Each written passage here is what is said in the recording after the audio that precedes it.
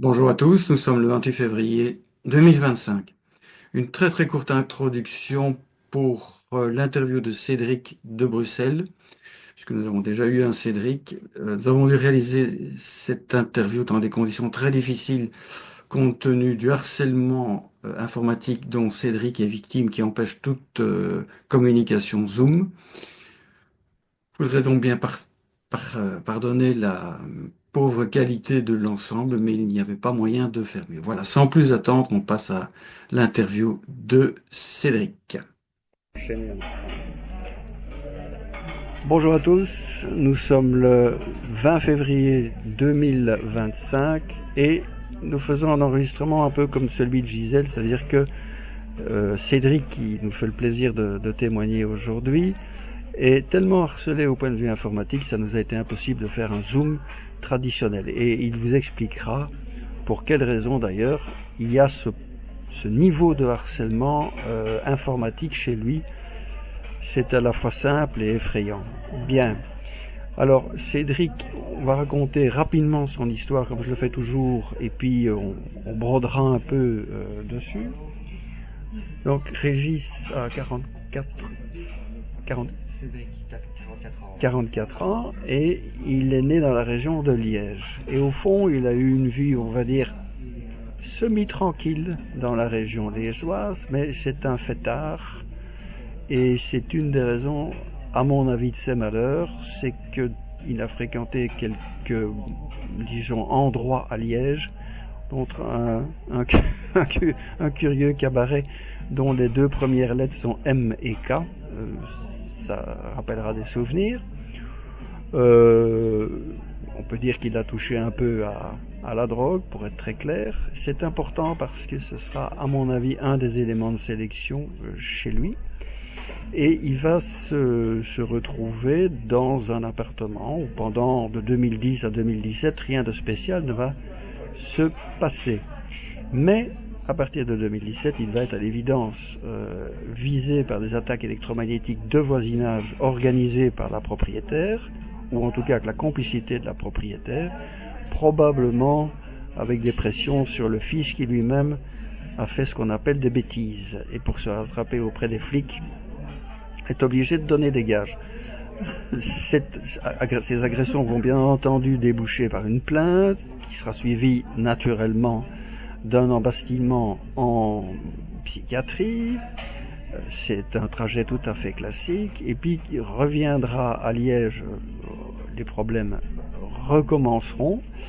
Et puis il déménagera à Bruxelles où les problèmes recommenceront également. Et au jour d'aujourd'hui, il est victime d'un harcèlement informatique, comme je l'ai dit. Il est victime d'armes à énergie dirigée, je dirais brutales, que ça soit chez lui ou en rue. Pas de voice to skull. Probablement également victime d'attaques par infrason. Voilà le dispositif auquel est soumis Cédric, qui a été pris comme Kobe parce qu'on a considéré dans les milieux policiers liégeois, pour parler très clairement, et ensuite dans les milieux militaires, comme un pigeon intéressant pour tester certaines choses. Voilà Cédric, est-ce que vous partagez ce résumé? Oui, je partage. C'est à peu près tout est correct jusque maintenant. Il n'y a aucun. Vous pouvez raconter quand même peut-être de 2010 à 2017 où il ne se passe pas grand-chose. Vous êtes dans un appartement qui a l'air normal. Je, pour moi, tout était normal. Oui. Un peu mal isolé, mais à part ça, tout à fait normal. Oui. Et vous allez quand même avoir des relations avec les flics. Oui, effectivement, j'ai un peu fait du deal, comme on va dire. Je cultivais du cannabis. Je faisais pousser, je vendais du cannabis. Et voilà, j'ai un peu eu des. Je n'ai jamais été condamné, mais il y a eu une enquête sur moi. À un moment, je le sais, parce que je suis rentré une fois chez moi, j'avais 6 combis qui étaient dans ma rue. C'est beaucoup, hein? 6 combis, il y avait des chiens, il y avait. C'est quand même beaucoup. J'étais en vélo, j'ai mis ma capuche, je suis passé entre les combis la tête baissée. Et je suis revenu la nuit pendant toute la semaine pour tout enlever toutes les preuves de deal qu'il y avait chez moi, quoi. C'est ça. Donc on sent déjà bien l'étau policier qui s'était resserré sur vous. S'ils ne sont pas rentrés directement, qu'ils n'avaient pas le droit, c'est parce que je l'ai appris par une connaissance qui m'a dit ils ne peuvent pas rentrer si tu n'es pas là, si c'est sous base de dénonciation. Voilà. Donc quelqu'un m'a donné. C'est ça. Donc il est très probable que dans ce milieu, et donc ce petit bar MK Ultra, il y a des indices de police et que vous avez été donné par un de vos copains de Guindaille. Voilà. Hein, à qui on a dit, trouve-nous un pigeon ou bien alors tu vas avoir des problèmes. Bon, et malheureusement c'est tombé sur Cédric. À partir de ce moment-là, le piège va se resserrer de plus en plus, puisqu'en 2017, là, vous allez faire l'objet d'agression électromagnétique dans votre domicile. Dans mon domicile, en revenant de soirée, ils attendent le moment où vous êtes bien fragile, quoi, où ça se passera le mieux, quoi. Ça passera le mieux. Et ces attaques venaient de l'étage du dessous. De l'étage du dessous, oui. Et le charmant garçon qui était aux manettes était le fils de la propriétaire. Le fils avec le monsieur qui habitait au-dessus. C'est ça. Donc il y avait deux personnes. Donc il est évident que la propriétaire que vous avez eue pendant 7 ans et avec laquelle il ne s'est pas passé grand-chose, les flics sont venus voir le Polonais en disant t'es peut-être pas en situation très régulière, mais si tu cuis un peu le garçon du dessus.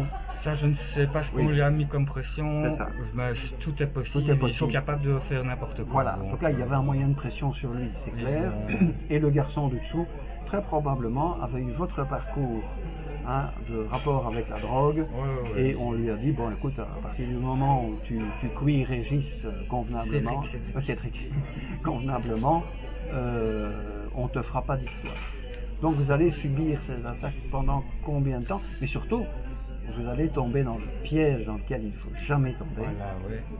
Pendant 6 semaines, je suis resté dans l'appartement à subir les attaques, à demander à des amis de venir pour constater, quoi. Il ne se passait rien d'après eux à ce moment-là. Et au bout de 6 semaines, j'ai fini par craquer, par peur pour mes animaux, mes 2 chats qui sont morts dans l'année suivante, tous les deux, un chat de 6 ans, un autre de 12 ans.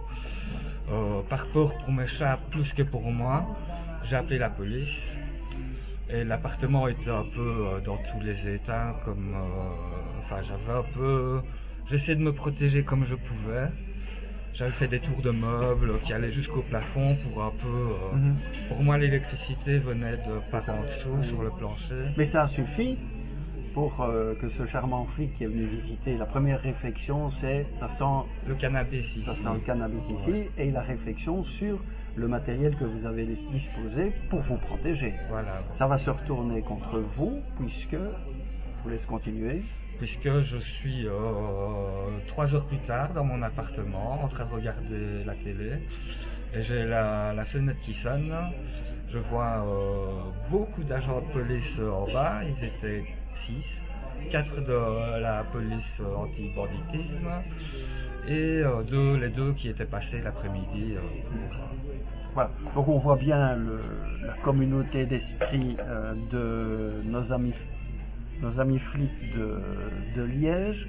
Je rappelle une fois de plus à qui voudrait le savoir qu'un commissaire de police sur 3 en France, mais c'est la même chose en Belgique, est franc-maçon, et qu'un commissaire divisionnaire sur 2 en Belgique est franc-maçon, parce qu'il y a toujours des connexions là-dedans. Mais on va voir bien entendu nos amis flics à qui on dit, et on répète encore une fois, qu'ils se livrent à des manœuvres stupides au fond pour eux-mêmes, parce que tout ça va se retourner, à mon avis, à brève échéance, contre tous les participants aujourd'hui qui s'amusent, entre guillemets, à torturer Cédric. Ça va se retourner contre eux. On le leur dit, on le leur répète, ils sont prévenus. Donc le piège à ce moment-là, c'est de vous emmener en psychiatrie. Tout à fait. D'abord une nuit à la citadelle, Je suis plus sûr si c'était à Citadelle, mais je pense enfin, c'était CHU ou Citadelle. Et le lendemain, on m'annonce qu'on va m'emmener dans un hôpital. J'étais drogué par les médicaments, donc voilà.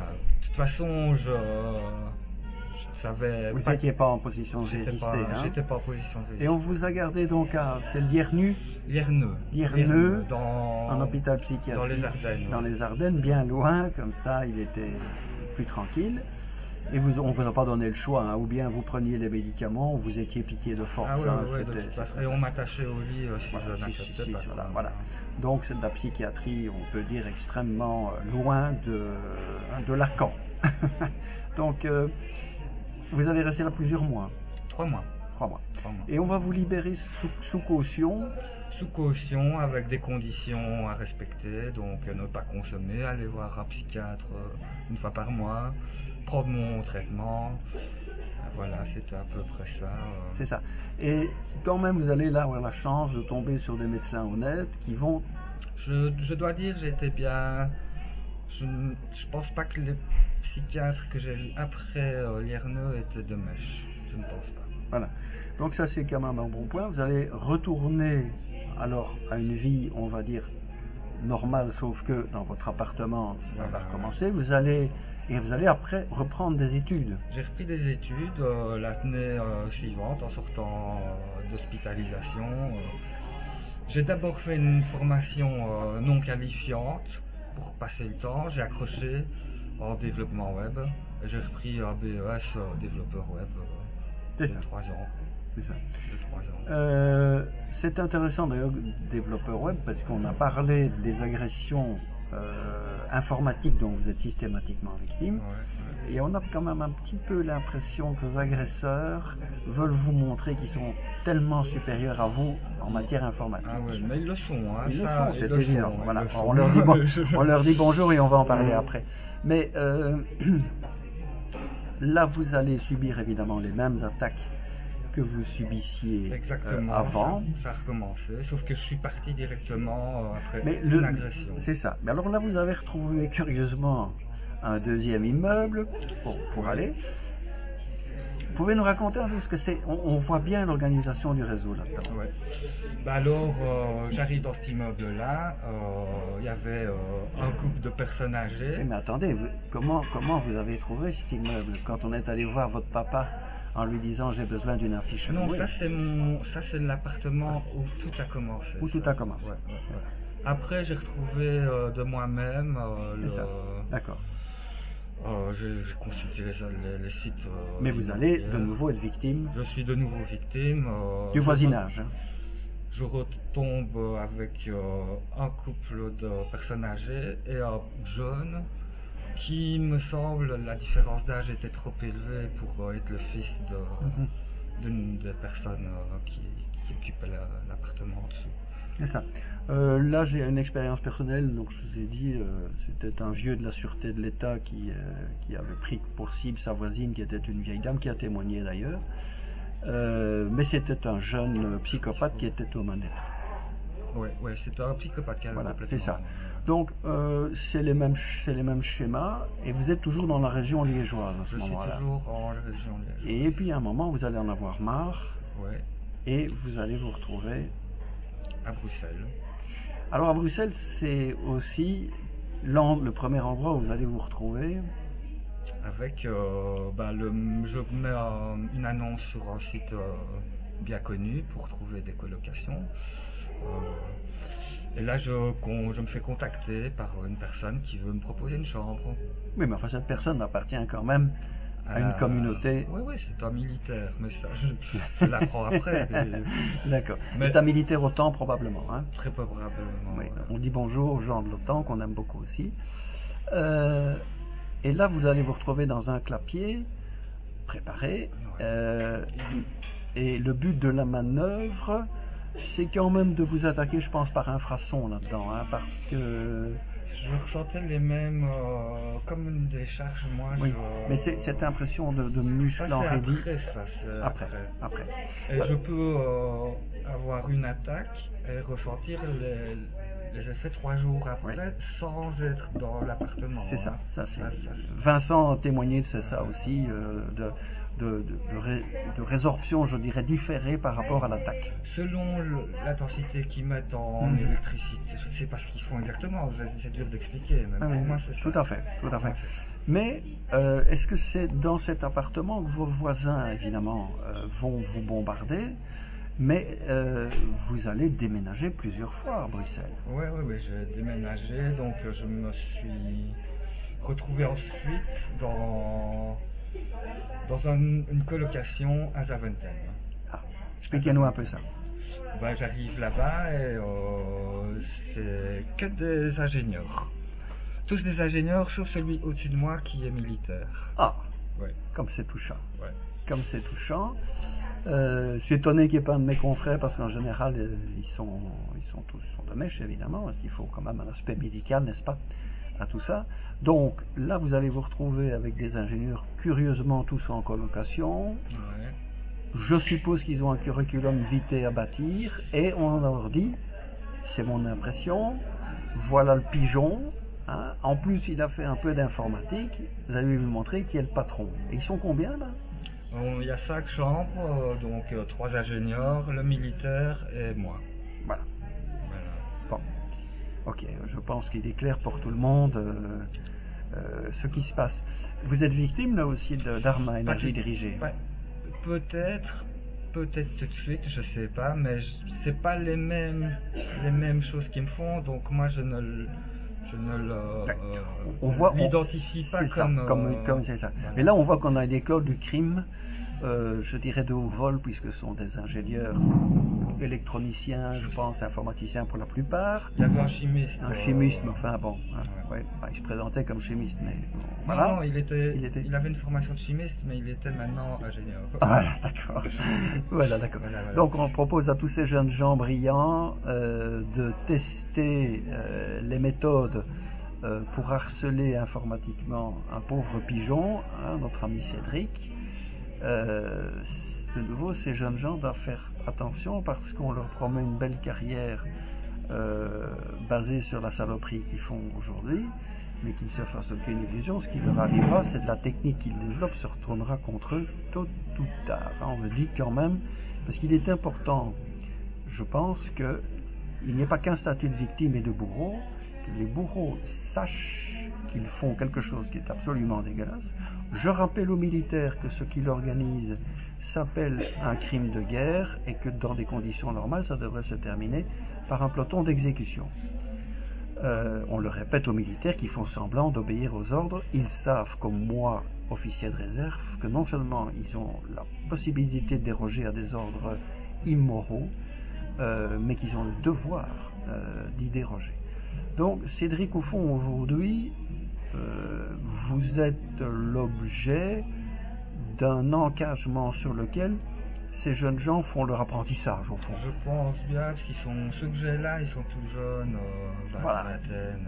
C'est ça. Des éléments prometteurs. Très bien. Et tout, des têtes d'ange. Des têtes d'ange. Tout le petit couple là, d'Ukrainiens qui parlent hongrois. Hongrois ou roumain Hongrois ou roumain, je ne sais plus. Est-ce qu'elle Si ça ressemble un peu à une langue française, c'est du roumain. Si vous n'y comprenez rien du tout, c'est plutôt du hongrois. C'est du hongrois. Alors c'est du hongrois. Enfin, on sait ce que c'est que l'Europe et l'OTAN, n'est-ce pas? Donc, oui, à ce propos, j'avais parlé il n'y a pas si longtemps d'un secrétaire d'ambassade à La Haye, qui est un des harceleurs de Régis. Donc, ambassade de Hongrie à La Haye. Ce monsieur se reconnaîtra, je crois que j'ai d'ailleurs prononcé son nom. Voilà. Donc, il semble bien que les Hongrois savent faire. Mais décrivez-nous peut-être pour terminer, Régis, pardonnez-moi, Cédric, une journée chez vous, comment ça se passe? Actuellement, je me réveille, je ne traîne pas chez moi, je donne à manger à mon lapin, parce que je vis avec mon lapin. Et je pars pour le protéger, parce que je vois bien que là, si je reste toute la journée, il se fait toucher aussi. Donc je ne rentre plus que pour dormir. Et pour le moment, je prends des métros des trams et j'écoute les interviews, les témoignages de Monsieur Yves Couvreur que je tiens à dire aussi à tous ceux qui ne veulent pas témoigner que ça ne s'arrêtera pas et que c'est la meilleure chose que vous avez à faire, c'est de parler au docteur Couvreur. Et n'ayez pas peur. Je me suis posé la question, est-ce que c'est dès lors? Et je vous rassure, c'est pas dès lors. Merci. Merci Cédric. Comme je le dis toujours, il faut toujours se méfier parce que moi-même, me définir et me garantir comme étant quelqu'un qui ne suis pas sous contrôle, je suis dans l'impossibilité de le faire. Mais je dirais que de bonne foi, pour autant que je puisse me sonder, je ne suis pas volontairement, enfin, je ne suis pas dès lors, en tout cas pas consciemment. Voilà. Mais Cédric, je ne sais pas si vous avez autre chose à rajouter non,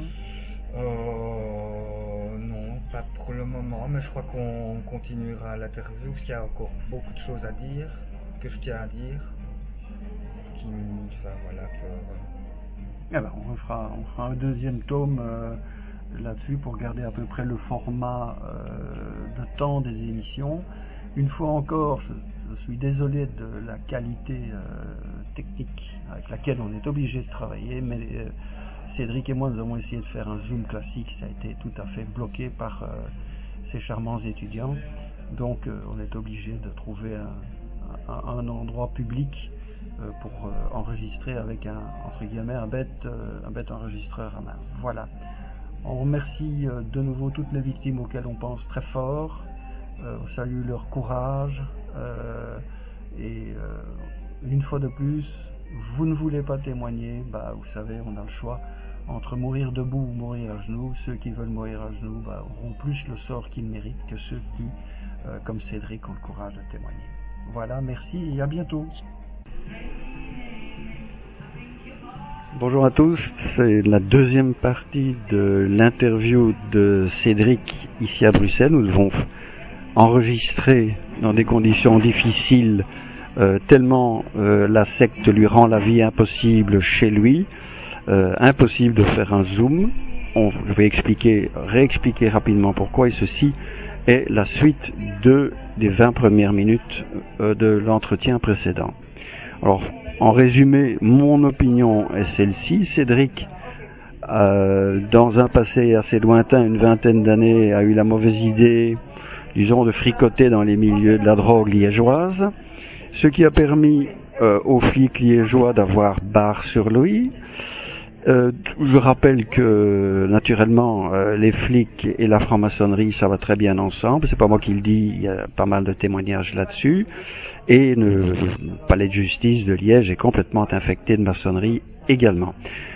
Et dans cette histoire-là, Cédric joue le rôle de Kobe d'expérience, bien entendu, à la fois pour éduquer les élèves à comment harceler un individu, et en même temps pour tester du matériel. Donc c'est une école du crime organisée bien entendu par l'État.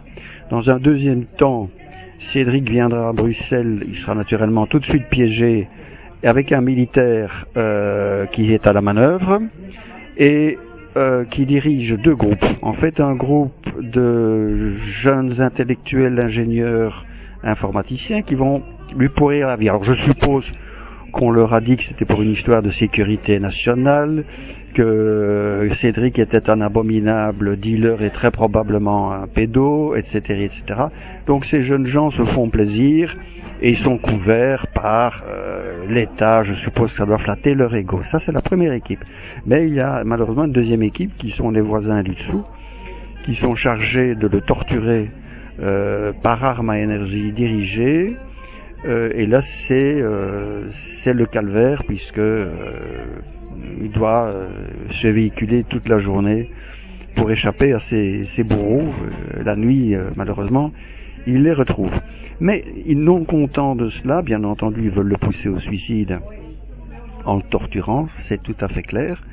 Mais les flics de Liège, dans leur grande sagesse, leur grande finesse, laisse courir le bruit qu'en fait Cédric est une balance. Ce qui permet en même temps de l'emmerder, pour être clair, d'un point de vue informatique, de le torturer électromagnétiquement, et en même temps de peut-être faire le sale boulot de le liquider par une bande de trafiquants de drogue liégeois qui se dira que tous leurs ennuis viennent de ce malheureux Cédric. On voit la diablerie, le satanisme de tout ça. Tout ça évidemment se paiera un jour. Mais je vais maintenant laisser Cédric s'exprimer tout seul, et je vais lui laisser la parole libre pendant un bon quart d'heure, et qu'il dise simplement ce qu'il a sur le cœur, ce qu'il a envie de dire, et qu'il n'aurait peut-être pas dit d'une manière aussi précise la fois passée. Voilà Cédric, je vous passe le micro. Bonjour à tous, bonjour docteur. Voilà, moi j'aimerais en fait revenir sur la dernière année que j'ai passée ici, pour que vous vous rendiez compte des techniques qu'ils utilisent, pour que vous compreniez qu'ils ne se privent d'aucun moyen pour arriver à leur fin. Donc là, je vivais depuis 1 an, je pense, avec un ingénieur qui était arrivé pour me torturer physiquement, me faire perdre des dents. Et voilà, je m'en suis pas rendu compte. Moi, je mettais ça sur le coup de la vie que j'avais vécue avant, qui n'était pas très saine, j'avoue.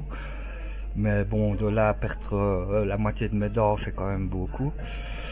Et voilà, donc en fait, ça c'est compliqué. En fait, il jouait avec la connexion internet, à me faire couper ma connexion sans arrêt, en permanence. Chaque fois que je faisais quelque chose, la connexion se coupait. Et je pense que c'était pour me faire péter une case et voilà, pour pouvoir appeler l'ambulance à ce moment-là. Alors, petite pause ici. Oui.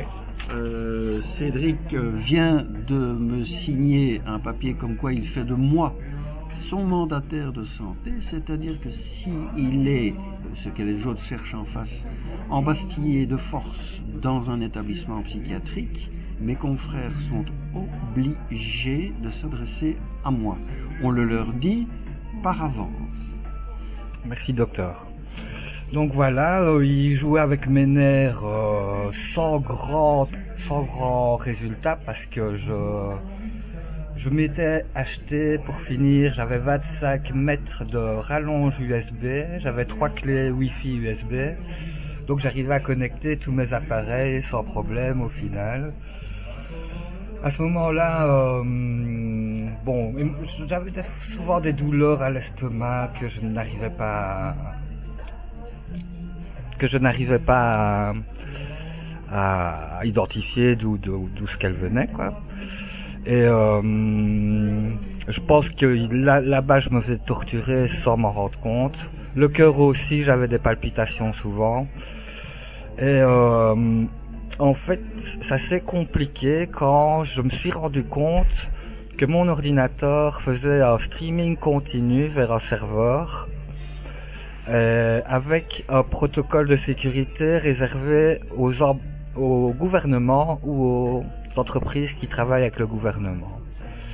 Là, ce jour-là, ça s'est extrêmement compliqué pour moi. J'ai dû partir à Newport 3 jours pour me réfugier parce que je me faisais attaquer chez moi. Et voilà, ma vie est vraiment devenue compliquée. C'était au mois de septembre ici en 2024. Ensuite, je suis resté un petit peu chez moi. J'ai une dame qui m'a hébergé, où je me suis fait torturer par les voisins. Je me faisais attaquer par les voisins là-bas aussi. Pour finir, j'ai trouvé un appartement d'abord à Laken, où après 3 jours, j'ai envoyé un message au propriétaire pour dire que je partais fin du mois, si c'était possible. Il a dit ok, pas de souci.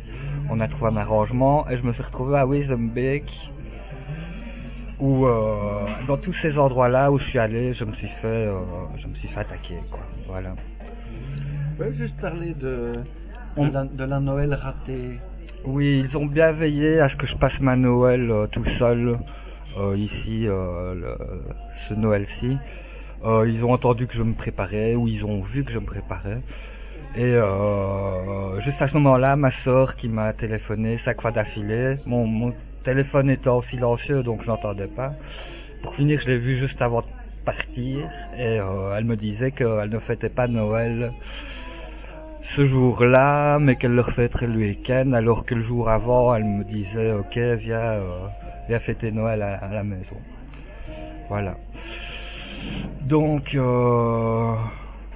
il s'amuse aussi quand j'ai un entretien d'embauche en néerlandais à me faire du force sleep ou j'oublie mon néerlandais carrément, je ne sais plus dire un mot alors que j'ai réussi hier mon examen en 3.1 Mondeling, c'est donc un bon niveau, quand même un assez bon niveau.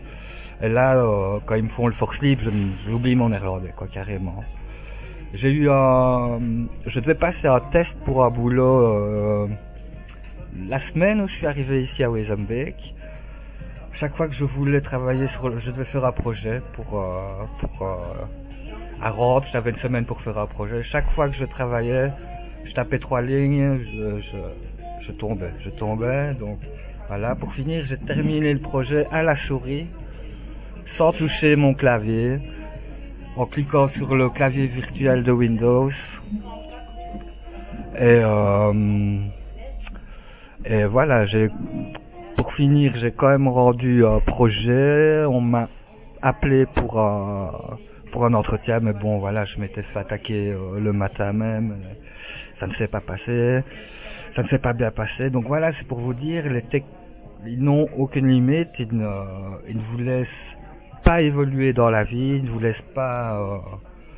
limite, quand vous cherchez un appartement, ils contactent, ils savent bien où vous cherchez, qui vous contacter, ils ont 3 coups d'avance sur vous, quoi. Donc là je suis dans un capier, comme le docteur couvreur les appelle, où l'agent de quartier, quand elle est venue pour ma domiciliation, m'a demandé si j'avais des nouvelles du précédent locataire.